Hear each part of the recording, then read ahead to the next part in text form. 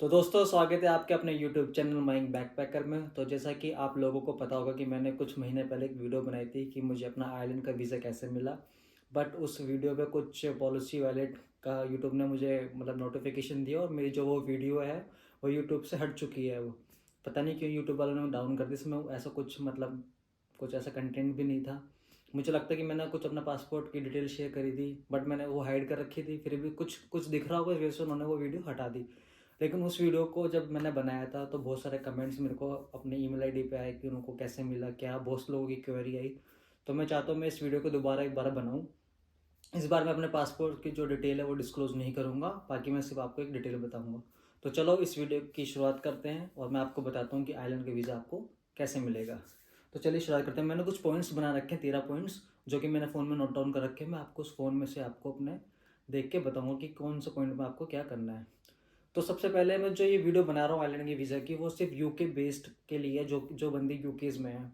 और इंडिया के लिए कुछ पॉइंट्स वैलिड है, कुछ वैलिड नहीं है। तो सबसे अच्छा है कि आप आईरिश की वेबसाइट पर, खुद होम ऑफिस की वेबसाइट पर जाके देखें और पता करें कि कौन से डॉक्यूमेंट्स आपको किस कंट्री के लिए चाहिए। तो मैं जो अभी अभी डॉक्यूमेंट्स जो मैं आपको बताऊंगा वो सिर्फ यूके के लिए ही वैलिड है, जो बंदे इंडियंस जो यूके में रह रहे हैं।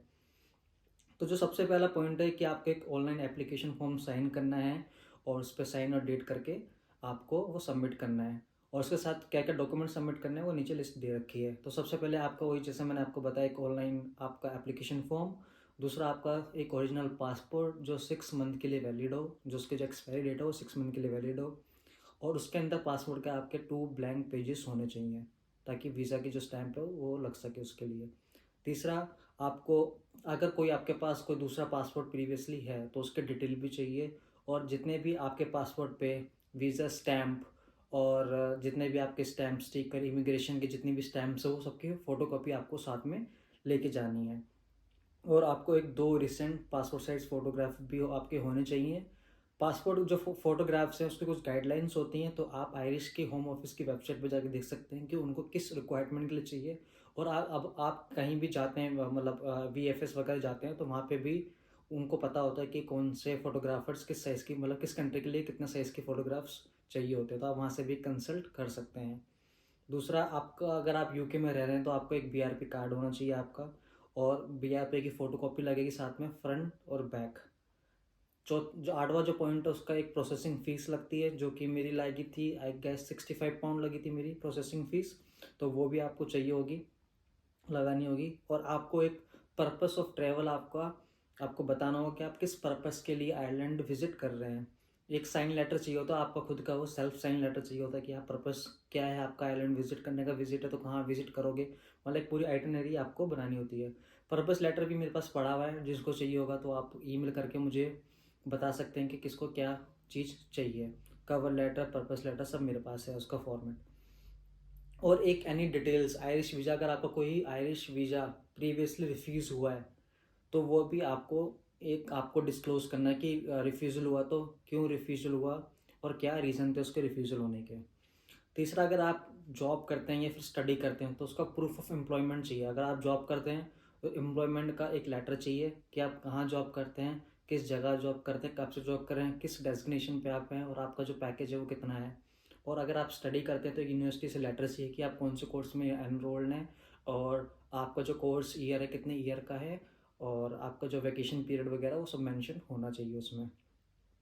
ठीक है जी। और दूसरा पॉइंट, 12वां पॉइंट है जो हमें, एक अकोमोडेशन प्रूफ होना चाहिए आपका, कि आप आयरलैंड में कहीं विजिट करें, डबलिन वगैरह में, तो आप जितने दिन का आपका स्टे होगा, एक होटल बुकिंग आपको कंफर्म होनी चाहिए आपके पास।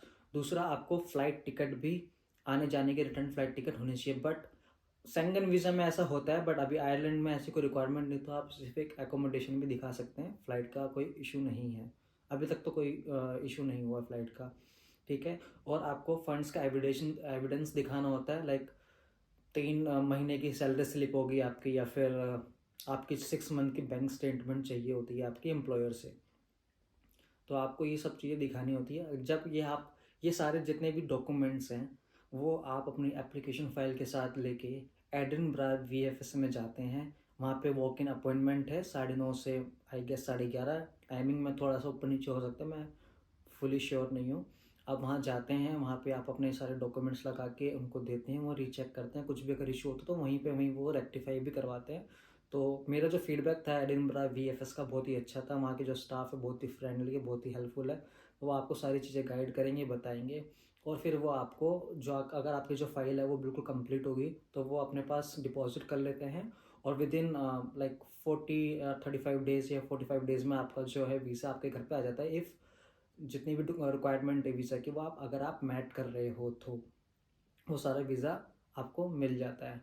तो जिन भाइयों को, जिन लोगों के पास कवर लेटर का फॉर्मेट और क्या कहते हैं अपना फ़ंड का फॉर्मेट, एनरोलमेंट का फॉर्मेट नहीं है, तो आप वो मुझे बता सकते हो और मैं आपको वो प्रोवाइड कर सकता हूँ। ठीक है जी। तो यही सारे डॉक्यूमेंट्स हैं जो आपको चाहिए एक आइलैंड वीज़ा लगाने में। ऐसे ज़्यादा कुछ नहीं है, बहुत आसानी से वीज़ा लग जाता है, विजिट वीज़ा आइलैंड का। तो आप लोग अप्लाई करिए और इसी तरह घूमते रहिए और अपने सपनों को पूरा करते रहिए। आशा करता हूँ ये वीडियो आपको पसंद आई होगी। अगर पसंद आई है तो प्लीज़ लाइक करिए, शेयर करिए एंड सब्सक्राइब करिए। और मैं सारे जितने भी लिंक्स हैं वो डिस्क्रिप्शन में डाल दूँगा ताकि आप उसको भी रेफ़र कर लें। आइलैंड की जो वेबसाइट है एम्बेसी की, उसको रेफ़र करके वहाँ से भी आप देख सकें। तो चलिए मिलते हैं फिर नेक्स्ट वीडियो में। Till then take care, bye bye. तो दोस्तों मैं एक अपडेट देना भूल गया। जिन लोगों ने मेरा डबलिन व्लॉग नहीं देखा है, मैं 3 दिन के लिए डबलिन टूर पे गया था, तो आप उस व्लॉग पे भी यहाँ कोई आ रहा होगा लिंक, उस पर आप क्लिक करके चेक कर सकते हैं कि मैं डबलिन गया था और कैसा रहा था मेरा टूर, कैसा मैंने क्या क्या एक्सप्लोर करा, वो भी आप चेक कर सकते हैं। तो देखिए इस वीडियो को, आपको अच्छा लगेगा।